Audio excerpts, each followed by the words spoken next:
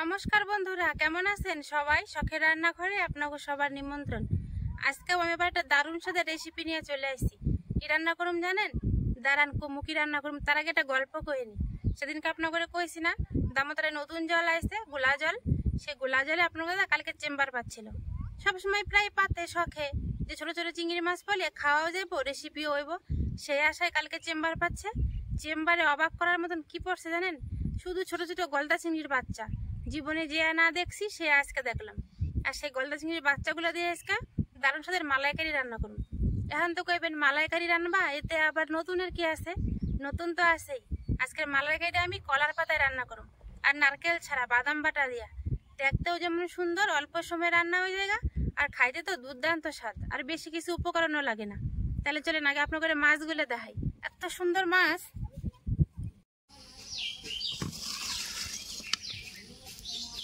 এই দেখেন চিংড়ি মাছ, দেখছেন জ্যান্ত, কেউ মানে আটা ধরছে দেখেন। আর এগুলো গলদা চিংড়ির বাচ্চা হইলেও কি হবে জানেন তো? এগুলো কাটায় না তেমন বিশেষ কোনো ঝামেলা নেই। এমনি যেমন ছোট চিংড়ি আমরা কাটি, ধুইয়া লেজা মাথা হালা দিই, এই দিয়ে সেমনি ধুইয়া লেজা মাথা হালা দিয়ে কুটে নিই। দেখেন মাছের সাইজটা কত সুন্দর, একেবারেও ছোট না আর একেবারেও বড় না।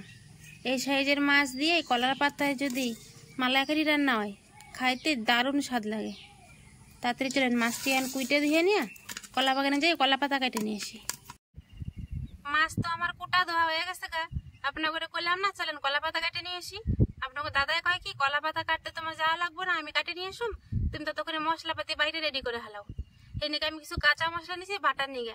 কি কি নিছি আপনাকে দেখা দিয়ে আসেন। শুকনা লঙ্কা নিছি, যে যেরকম জাল খাবেন সেরকম মতো নেবেন। শুকনা লঙ্কা, আদা, জিরা, দইনা আর চীনা বাদাম, সরষা নিছি 1 চামচ, আর নুন আর হলদি। এগুলো এখন সুন্দর নিপাস করে বাইটে নেব।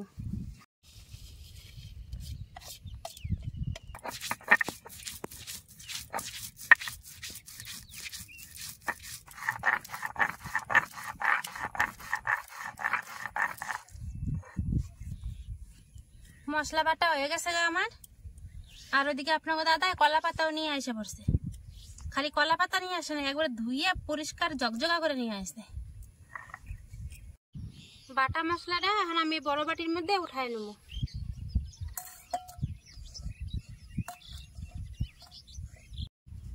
এবারে বাটির বাটা মশলার মধ্যে আমি আরো কিছু মশলা মিশাই নেব। যেমন ধরেন যে নুন মত দেবো স্বাদ মতো, এবার পরিমাণ মতো হলুদের গুঁড়া দিয়ে দেবো। এবারে দেবো সর্ষের তেল,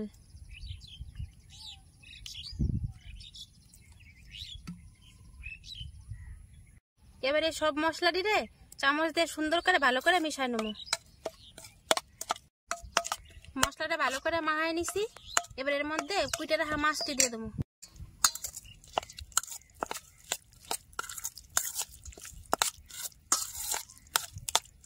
বেশ মাছটাও ভালো করে মাখানো হয়ে গেছে, এখন ডাইকে ধুয়ে দেবো। এবার ঢাকা দিয়ে এখন 10 মিনিট রেখে দেবো। মাছগুলা যে মশলা দিয়ে মাখায় রাখছি এখন প্রায় 15 মিনিট হয়ে গেছে গা। আর এদিকে আমি উনানটাও ধরাই নিছি। আগেও আপনাকে অনেকবার দেখাইছি কেমন কলা পাতার উপরে মাছ দিতে হয়, তবুও আজকে আরেকবার আপনাকে দেখাই দেবো। এখন আমি কড়াইয়ের মধ্যে কলা পাতাগুলো বিছায়া মাছগুলো সব দিয়ে দেবো। মাছ পাতা দিতে সবসময় যে চাটুই লাগবে এমন কোনো কথা নাই। যাগো বাড়িতে চাটু নাই তারা কি মাছ পাতা দিয়ে খাইবো না কোন তো? এখন আমি কলা পাতাগুলো একে একে বিছাই দেবো। আমি আজকে প্রথমে নিচে 4 ভাঁজ কলা পাতা দেবো। কেন কন দেখি? এই যে কলা পাতা যে মালাইকারিটা রান্না করুন, মালাইকারিটা কিন্তু পরে আর উল্টানো যাবো না, যা হইব একবারে হইব। তাই প্রথমেই আমি এই যে ছোট ছোট করে 3 ভাঁজ কলা পাতা দিয়ে দিলাম। এর উপরে আরেকটা বড় কলা পাতা দেবো। এই যে একটা বড় একটা কলা পাতা দিলাম, এটার উপর অবশ্য মাছ দিব না, এটার উপর আরেকটা পাতা দেবো, সেটার উপরে দিব মাছ। দাঁড়ান দিই, এই যে একটা কচি একটা সুন্দর একটা পাতা দিছি, এই পাতাটার উপরে মাছগুলো দেবো। কলা পাতার উপরে মাছ দেওয়ার আগে 2 ফোঁটা সরষের তেল কলা পাতাটায় মাখায় নেবো।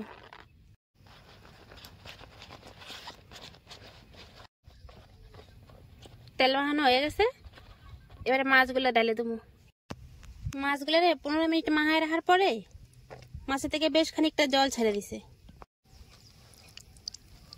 মাছটা একটু চারিদিকে ছড়ায় সুন্দর করে দিই।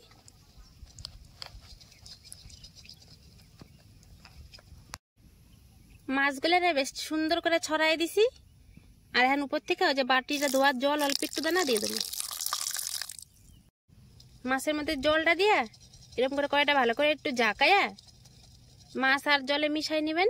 এবার কড়াইটা দইরা উনানে চাপাই দেবো।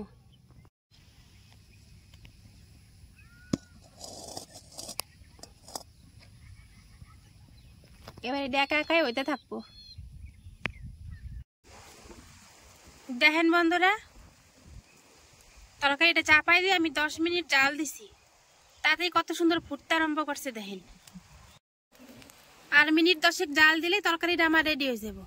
মানে বাদাম দিয়া চিংড়ি মাছের মালাইকারি পুরো আমার রেডি, কিন্তু আর 10 মিনিট সময় লাগবে।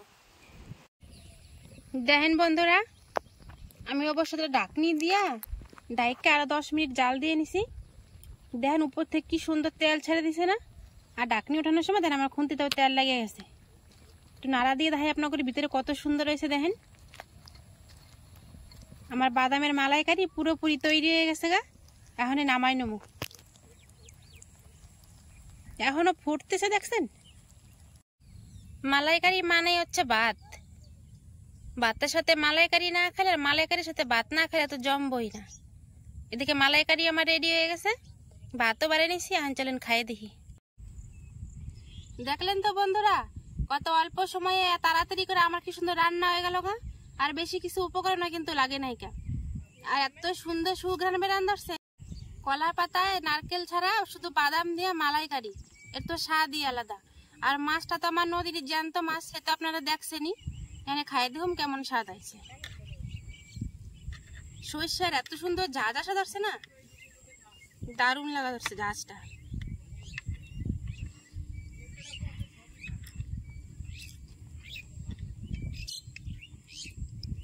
দারুণ স্বাদ হয়েছে বন্ধুরা। আর চিংড়িটা দারুণ সুন্দর সিদ্ধ হয়েছে।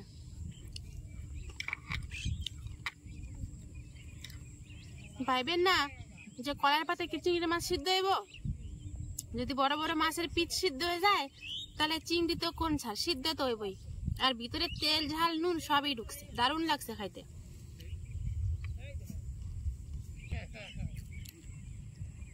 যদি আমার এই সহজ রেসিপিটা আপনাকে পছন্দ হয় তাহলে অবশ্যই এটা লাইক, কমেন্ট, শেয়ার আর সাবস্ক্রাইব করে দিবেন। আর ফেসবুকের থেকে দেখলে ফলো করতে যেন ভুলেন না। আজকের ভিডিও তাহলে এখানে শেষ করলাম। যাবে পরে একটা ভিডিওতে, ততক্ষণে নিয়ে নমস্কার।